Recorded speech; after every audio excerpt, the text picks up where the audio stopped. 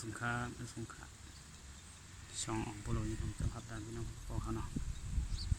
สงขลาคนโตครับกินทุกครับ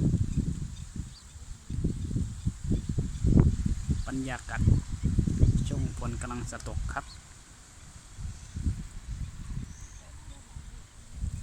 นี่ครับมาหมดแล้ว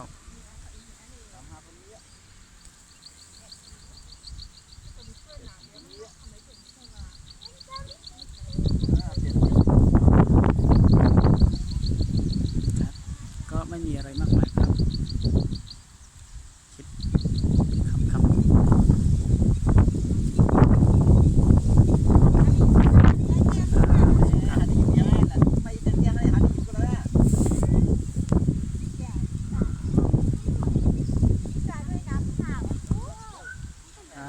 คนโตครับคนโตครับ